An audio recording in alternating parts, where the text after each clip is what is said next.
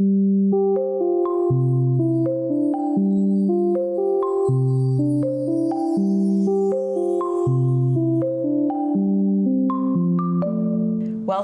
to Ideas Live. My name is Anne-Marie Oomen, and I'm here with my co-host, Karen Anderson. And this is the show where we try to have deeper conversations about a topic that is of interest or relevance to us in some way that we haven't thought about before.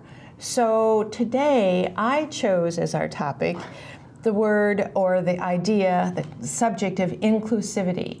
And in that I was thinking about all of these new terms that we have now for inclusion, diversity, multiculturalism, equity, and I wanted to think about that more deeply because in all honesty, I don't know enough about it and I need to be educated.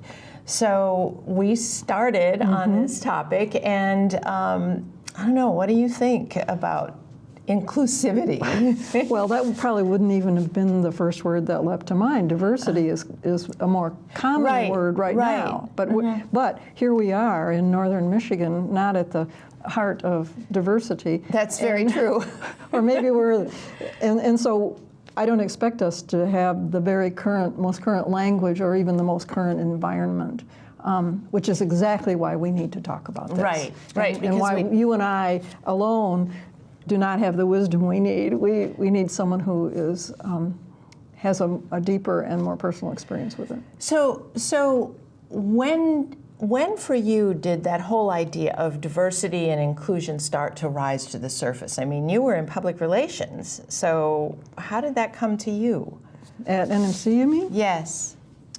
Well, I think going back further, when I was young and single and living in Chicago, I had a roommate who taught at one of the community colleges in Chicago, and she got involved with a black man, and therefore we had an entrance into the black community, which was new for me in some ways, having grown up in Grand Rapids in a very segregated environment. And it was the first really important glimpse of differences and challenges that, because I grew up not only in a segregated community, but with a father who was prejudiced and ignorant and not a promoter of diversity. So that was maybe the beginning of my, you might say, awakening to the world's a lot bigger than I've experienced, and I need to know more about it. Right. What about you? Well, of course, on a farm, it was the same. I mean, it was a farm, Western Michigan. There wasn't a great deal of representation of any other representation at all except for migrant labor. That's right. And as a result of that, I didn't have much of an awareness at all. I mean, it wasn't that I was thinking other or any of those divisions. I just didn't have it. What were the attitudes then toward migrant labor? Well, I think in the farming community, because we worked in the field side by side, there was a lot of mutual respect. But the living quarters were absolutely separate. And the cultures were separate. So that was, we met in this mutual hard physical labor, which united us in that front. I mean, we laughed at stupid things together in the fields. You know, we were lifting together, we were helping each other, but then we went... At the end of the day. Yeah, and that's such a sadness. Now I feel such loss that I didn't try to know those people better, but it was not in our cultural awareness at all. And so, yeah, I too grew up with that kind of separation that I now find a little appalling in my behavior at that time, But once again, I think where things changed was when I went to college, and really began, the anti-war movement encompassed so many people, and particularly Black Americans. And it was my first experience meeting Asian Americans, meeting Jewish people. There were absolutely no Jewish people in my past. all kinds of people that, and all of a sudden we're in each other's lives, we're in each other's classes, we're partying together, and it was an awakening for me in many ways. So college was the place where that started to open, but even so, coming back into teaching in a northern Michigan community, for a while that faded. And then it was training in pedagogy that began to reawaken. Our first sensibility with that came with the writing across the curriculum programming in the 80s, where multiculturalism, which was what it was then called, was at the surface and came to the surface. And that word has now also become somewhat dated, I think. So now we have these words, diversity, inclusion, equity, all of that coming to the surface, and I need to educate myself yet again. You know, I need to know more about that. Well, you mentioned me working at the college in public relations. Sometimes we overlook the fact that we have a large minority community within this region, and it's Native Americans. And one of the efforts at the college was to enroll more Native Americans. But they too have been a separate community to some extent, somewhat like the migrant workers, and the efforts, which are ongoing, to have better communication and more representation of Native American students on our campus has been challenging. Yeah, and I think it's a difficult subject. So here we are. Here we are, and we happen to have two interesting guests today, two people who are willing to enter into this topic with us and speak openly with us, for which we are so grateful. We'll be right back to introduce them. Welcome back to Ideas Live. I'm Anne-Marie Oomen, and this is my co-host, Karen Anderson. And today, our deep conversation is on the somewhat controversial, somewhat difficult, somewhat challenging subject of inclusivity or inclusion. And we have with us two wonderful guests, Ariel Mokdad and Lujine Nasralla. And both of these women have opened their hearts and minds to us to talk about this subject. We're so grateful. Thanks for coming. And I just want to give a little background on this. I met Ari at the Walt Whitman reading in 2016, I think it was. I think so. And through you, I learned you were Lebanese American, and then you participated in Elemental, which is the new anthology of nonfiction that I've edited.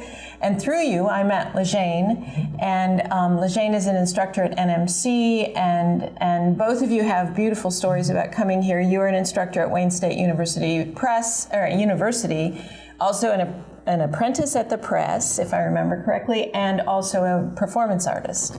And both of you are magnificent thinkers, and I'm just so grateful to know you.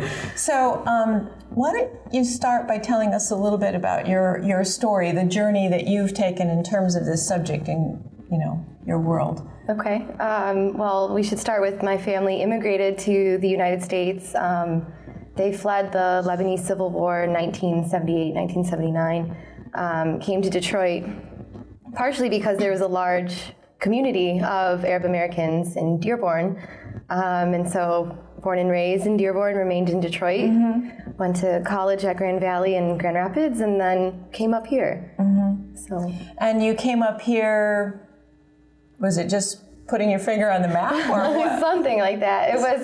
It started with a friend was like, hey, I'm having a bonfire on the lake. And I'm like, what is that? I've never even heard of a bonfire on the lake. And growing up in the city of Detroit, you're like, oh, another dumpster fire. That's great. But, for someone to invite you to a bonfire on the lake, you're like, oh, I have to go. Yeah. I'd never been up north before. Literally, the farthest north I've ever been was Grand Rapids for college, and I thought I was going somewhere exotic. I was like, whoa, there's a lake on this side of the state. That's right. So you can't go to the other lake on our side. So I ended up here and then never left. It happens to people. I'm so happy that happened. Lujine, what about you? A kind of similar story. My grandparents were the ones who preemptively fled Palestine because of the war that was about to happen. And so my family has been kind of displaced in the Middle East for a couple of years, but my parents came here for opportunity. They came here for school because no one in the Middle East would give them a place to be. Palestinians don't have citizenship in the Middle East. So they came to America, they applied for student visas, they stayed here, got a citizenship, and they met, and then I was born in Dearborn, Michigan, and I went to school at Wayne State University, and that's how I met Ari. She was the one who brought me up here. She was like, hey, you want to come spend a month in Traverse City? And I was like, yeah, I'd love to, because I used to come up here as a kid all the time, but never to live here. And I fell in love with the city, and I wanted to live in the woods, so I stayed. And so you stayed. We want to live in the woods. That story is the draw of the woods and the trees. That's beautiful. Thank you. One of the things I was aware, as I've gotten to know you, is how you're willing to talk about your heritage. And I wondered if you could talk just briefly about the things, being Palestinian American, Lebanese American, that you're proud of, and also what is the burden that you face here, especially here in northern Michigan, where there's not an immense amount of diversity. There's a lot to be proud of. Maybe one of the maybe lesser known stories is that the Lebanese and Palestinians have been close allies for a very long time, and so maybe that's something to be proud of, because we've been best friends even before we even met. It was just a natural thing. But there's a lot to be said about our culture and food and dances and language, and there's Gibran Khalil Gibran, one of our favorite poets, is Lebanese American. So there's a really big history of just very amazing people that come out of the Middle East, but maybe they don't look or see, you can't really assume that they're where they come from. So we're kind of under the radar in a way. Yeah, I can see that. But you also mentioned that your family itself is kind of multicultural. So you have a variety of backgrounds. My family's a really beautiful mix of a lot of people from all over the world, truly. And as I was saying to you earlier, family dinner looks like a United Nations meeting. There's a lot of us. I'm one of very many grandchildren, and I have a very large extended family. I'm equally as close with like my third, fourth, fifth cousins as I would be like a sibling.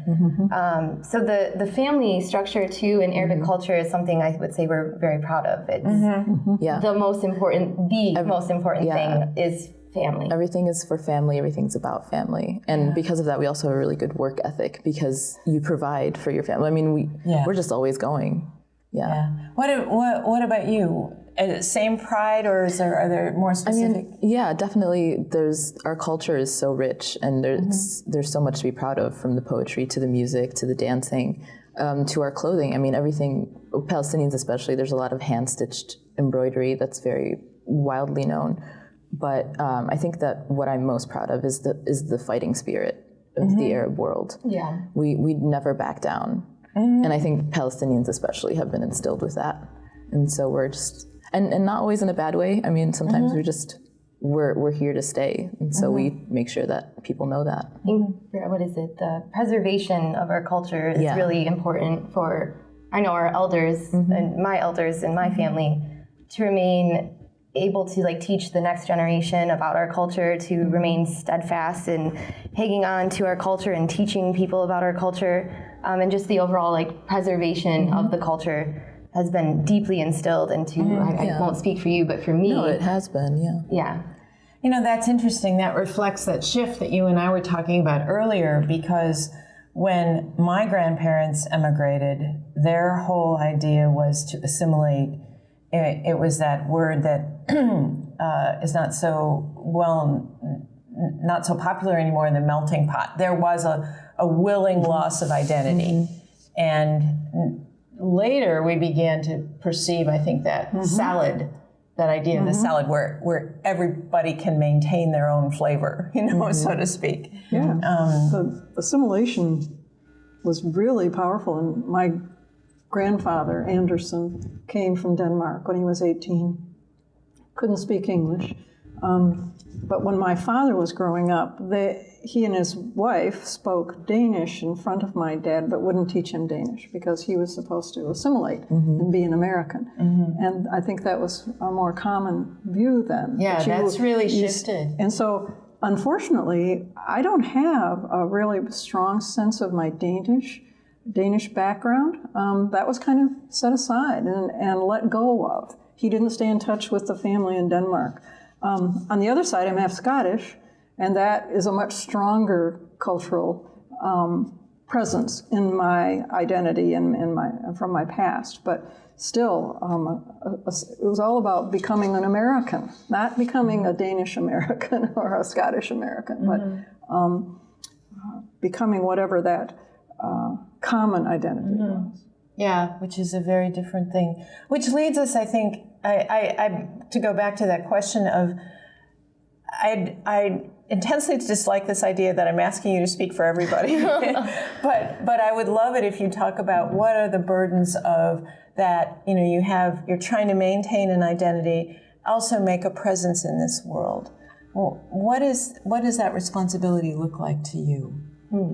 Well, one of them is the burden that we become a voice for our people when we are usually... I'm sorry if I'm doing that. No, I'm not saying that it's bad. It's just, it's a burden that we recognize. And because we are instilled with such pride of our cultures, we want to do a good job. It's also an opportunity. Yes, so we take it, I mean, I don't know how many people are like us, but I feel most of the Arabs love to educate others about their culture. We're a passionate people, so we're always like, yeah, we'd love to teach you. And usually it's through food and dinners and come over and we'll show you. Come over, let me teach you. Yeah. So I do think that's one of the burdens, but it always has there's an opportunity in there. So I see that. Is there also a burden, the burden of our ignorance must be, and especially in northern Michigan where there are so few people of diverse backgrounds.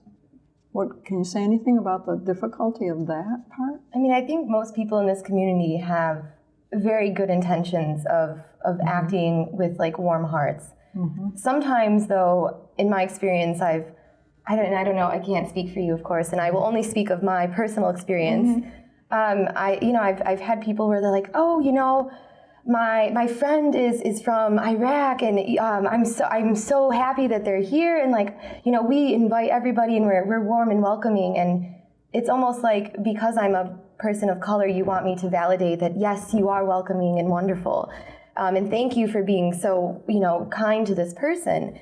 So we often do a lot of validating of other people's experiences, which takes away from us being able to actually teach and actually have open conversations about, maybe this is not the preferred way I'd like to talk about this. Maybe there's another way we can go about talking about difficult topics. But it is difficult when sometimes you're the only person of color in the room, and then someone might ask about your background, and you're like, oh, I'm a Arab American, my family immigrated here. They're like, oh, I have a friend, and you're like, that's awesome.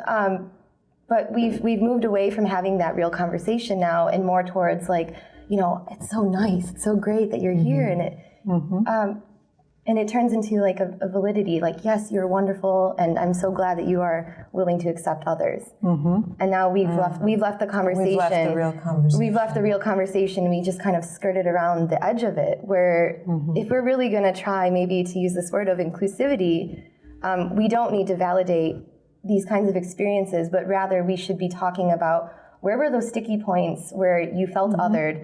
How could you maybe have been a better advocate for that othering in the room that might have been happening? And also, how do you bring awareness to people who don't really know what othering looks and feels like?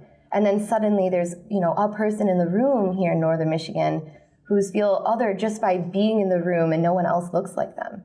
And that's not to say we need people that look like us here, but it is a different perspective that comes to the room when we're allowed to be there.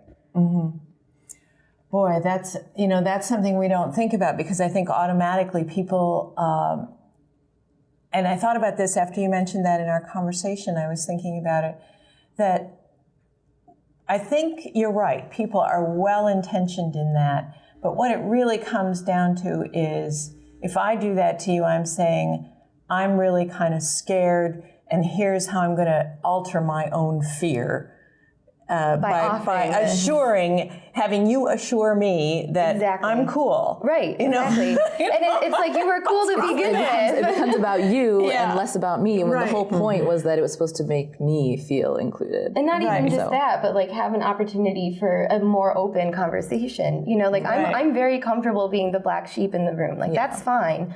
But when it comes down to like having these conversations, let's put the egos down, let's put the weapons down, let's just come to the table with a clear, open mind, because I'm going to learn a lot from your experiences, and I hope that in turn we could all learn a lot about what our experiences are or what our families have gone through, and it might shed light on a different perspective, and that's really important, especially right now where we have so much polarity and so much negativity about people of color and just Arab Americans in general. We have a very negative stigma in the media, and it doesn't accurately portray our culture. Not at all. At all, yeah. I noticed in your previous statements the word other had become a verb. Yeah. And to be othered. And to be othered, So can you talk more about what, some maybe personal experiences you've had of being othered, or so that we can be more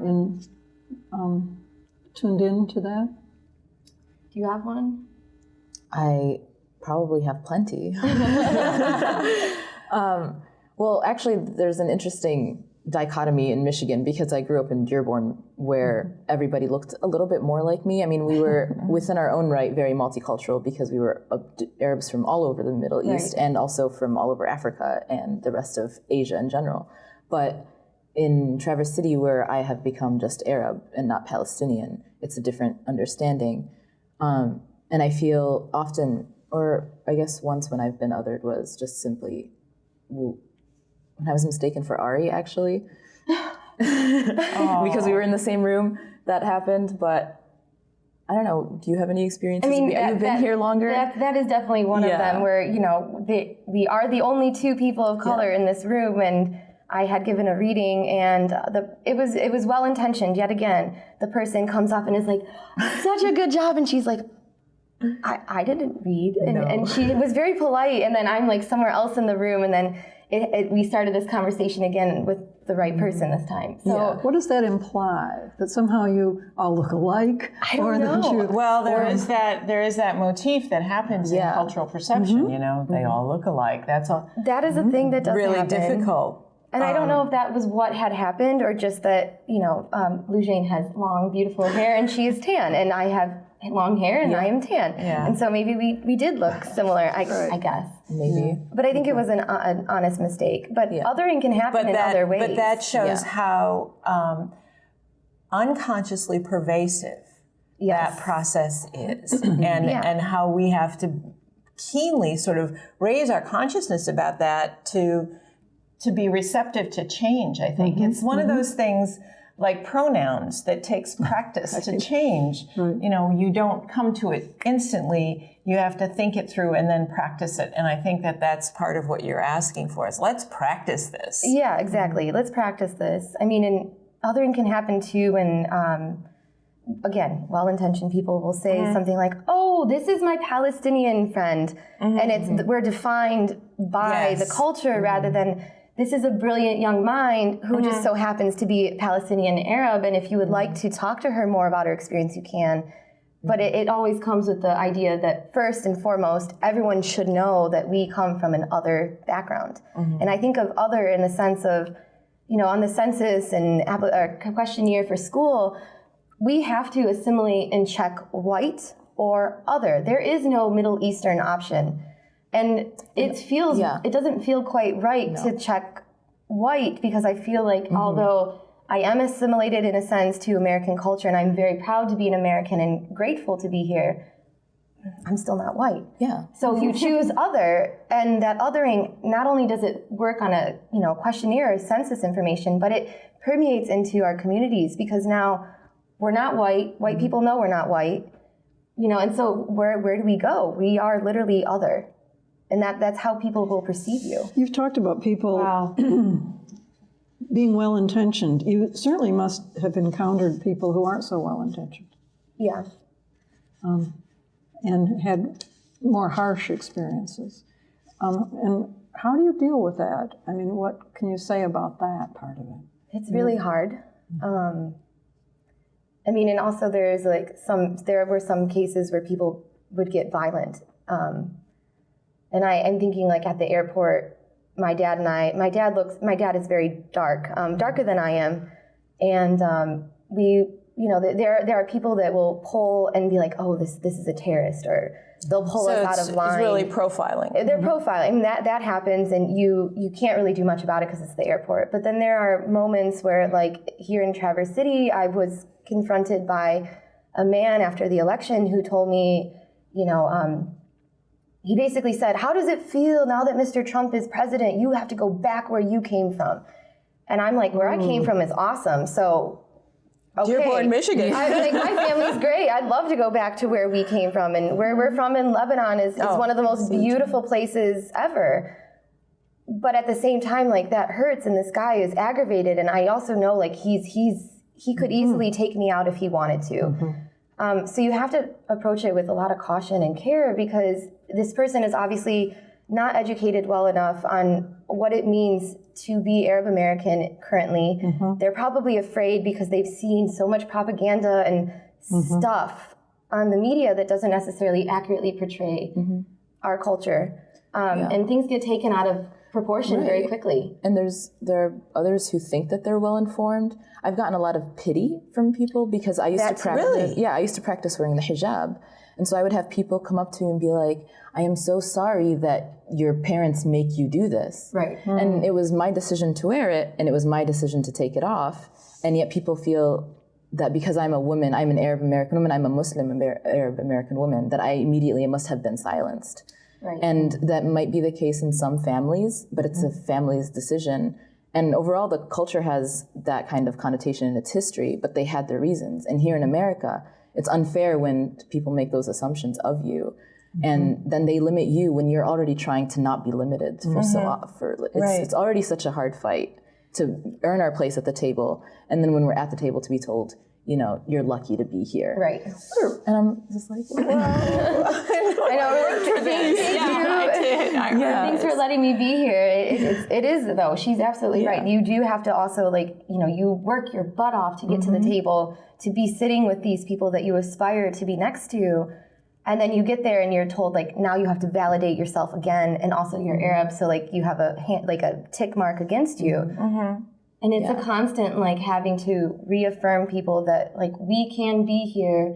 We are smart. We are dedicated. We should be here. That's really hard, though. It's really hard to have to constantly do that, because if you think about, and again, I have nothing against any person of any background, but for white people to come to the table, that's it. They don't have to reevaluate why their skin tone allows them to be there. They're there. And for us, it's you have to validate why you are still there. For white people, it's as easy as they're so used to coming to the table that it's actually easy for them to be like, I don't even need this table. And it's my table. It's my table. Yeah. And some of us want to fight against this system. And want to just be like, I don't even need a seat at the table. But it's really hard to do that. And that's why you get people like us who come forward and we're like, no, we have to bridge. We live together. We have to bridge. We can't all just be, okay, I don't want to be part of this and I don't want to be part of this, and then just be on our own sides. We have to come together. Right. And that's where inclusivity really comes into play. It's equal representation at an equal playing field. Right. That leads to a couple of the things that I was reading about. I went to this online site, General Assembly, and found this article on diversity and inclusion. And I'd just like to read a little bit of each one. Diversity is the presence of difference within a given setting. In the workplace context, diversity might mean a diversity of identities like race, gender, and in some cases, ethnicity, religion, nationality, sexual orientation. Diversity is about a collective or a group and can only exist in relationship to others. And then inclusion is about folks with different identities feeling or being valued, leveraged, welcomed within a given setting. And then I loved this part. You can spend millions of dollars getting a diverse collection of people in the door and never change the environment they walk into, which means you can have a diverse community of any sort and not be inclusive. Right. So that idea of being welcomed and valued is what you're talking about with this thing at the table. Are there other ways in which you felt that, I'll call it the inclusion gap? You know, maybe what I'm really asking is, what are the ways for those of us who have that blindness and we don't always unconsciously know that our well-intentioned comments or practices are actually othering? What are the ways that we can be inclusive without othering? I mean, I personally, I think that there's a huge difference between diversity and inclusion in that diversity implies tolerance, inclusion applies acceptance. And when I'm teaching my students, and I will remind you that Wayne State is one of the most inclusive, multicultural institution in Michigan, probably. And I mean, my undergrad classroom is absolutely beautiful in terms that there are people of all religions, races, nationalities, I mean, you name it, the whole spectrum. You can't walk through State Hall without like 8 different languages. Yeah. And it's normal. Really? I love that. And I would not want anything else, to be honest. But in my classroom, I have to teach my freshmen that we grow up in like having these policies set by people that are in charge of, you know, the institution or powers that be to promote diversity, but yet what they're promoting is actually just tolerance. Which means that like we're having diversity of which these people are allowed to be here, and then we've done our job. We're diverse, right? But the idea of inclusion means that we've accepted that in order for us to be better and do more and have more welcoming conversations, we must accept everybody to be inclusive. That has that environment feel with it. So like there's a very underlying difference, and so my classroom begins with a policy of inclusivity, that I want my students to know right off the bat that everybody has opinions and everyone is welcome to voice them. The only time that, you know, I will maybe shut down something is when it becomes hateful speech. And I tell them, I will give you a warning and I'll let you know when that rhetoric turns. But until then, like, we all agree to respect and care for each other equally, and we are inclusive. But I mean, the way I understand it is diversity is an observation. That anybody can just come in here and be like, oh yeah, there's diversity here. Right. We can make it about even biological organisms. But then we can turn around, but inclusivity is the behavior. It's what we are actually doing to make sure that the diversity can continue to flourish. But inclusivity is also, it's a challenge to systemic and institutional oppositions against everyone else, basically. Say that again? Inclusivity, it's a challenge to the institutional and systemic oppression of everyone else.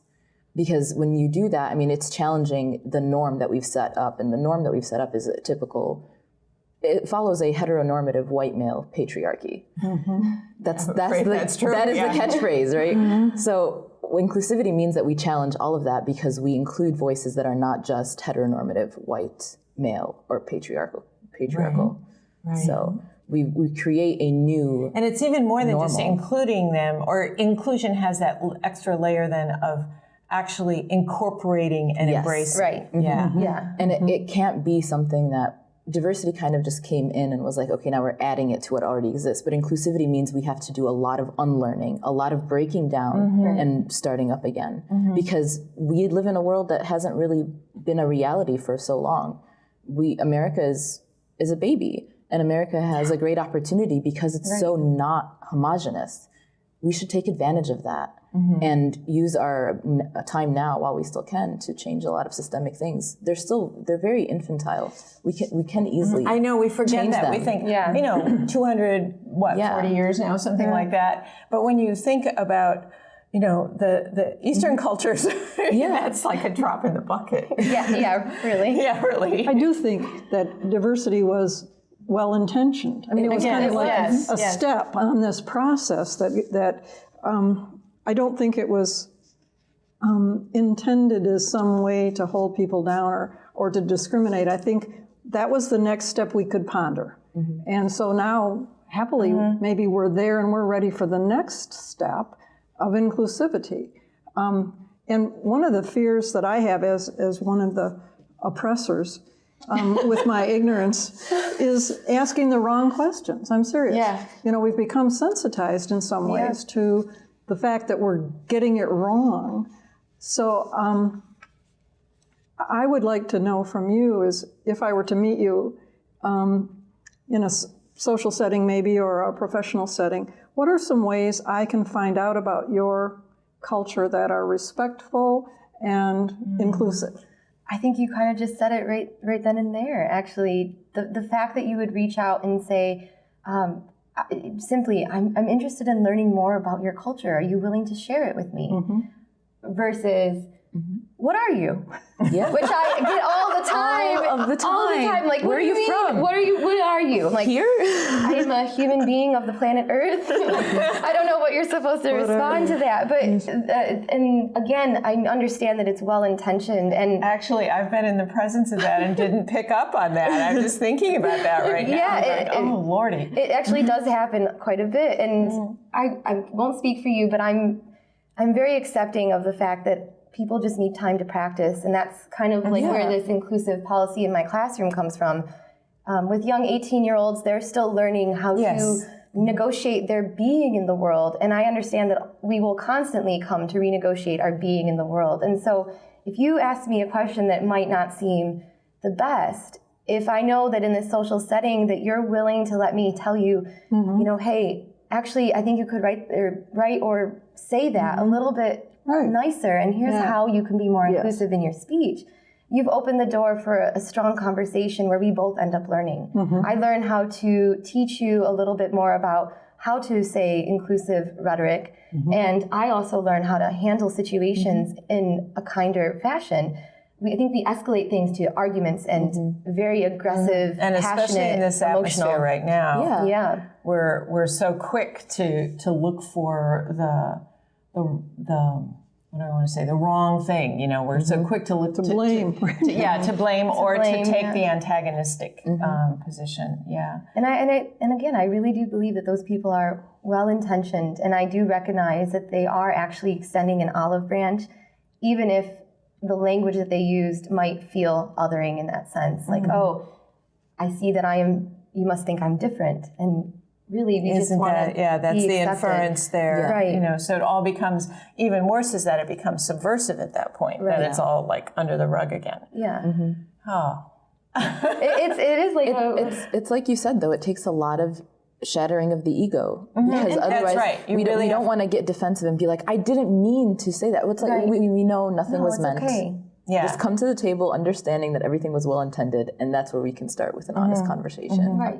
So, but what you've said some really critical things about what diversity is as opposed to what inclusivity is, and I think that's much clearer in my mind. I'm really grateful. And I'm grateful that I can ask questions about how to ask questions. And thinking about an area where we have experienced being a minority as women, and watching how long it takes for the patriarchal culture to even shift gears slightly, and incremental kinds of understandings and language modifications. It really takes time, and you have to have a balance. And I know you and I probably felt this way. You probably have too. Another layer of difference. You're women, besides, too bad, is to try to keep the conversation going without getting hostile. Yeah, you know, finding the balance between openness and rage, or just in the face of your own rage, trying to remain respectful. Yeah, absolutely. I mean, I want growth to happen here. How can I facilitate instead of stonewall? And that's one thing I will say, that I will speak nicely about Traverse City in this sense, because this community, in my experience of living here, and I've only been here a short time, the people I've met here, though, they genuinely care about other people. I mean, I see like the rallies and the people show up, they care. We're passionate, and we have a beautiful art community here. People are very highly educated, and they tend to be kind. So I want to give them some credit in this community, that I think that we're ready for these conversations. Yes. Because I can already tell that people are willing to let down that veil of, I'm scared, I don't know, I'm not sure. We're ready for these conversations, and I think that the people here can value from some of these conversations. Yeah. And I think it just might take a little bit more time before we start seeing more diverse people in this community being included. Right. Thank you. I mean, Wow, this sounds like just the beginning of the it feels like we just got started, but we're a little bit on our timeline, and any final thoughts about this? What can we say to our friends who are still hanging out in a world that is not yet practicing?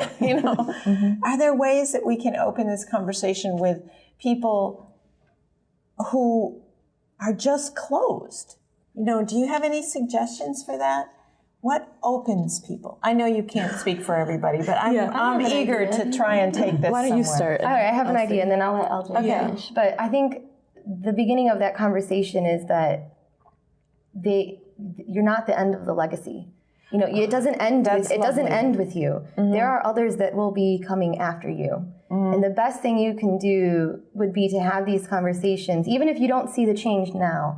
Knowing that these conversations and fostering these inclusive and productive conversations, not hurtful ones, will impact the next generation to have a role model and know, I learned from Anne-Marie, I learned from Karen how to try to navigate this murky water. From Ari and Lujine.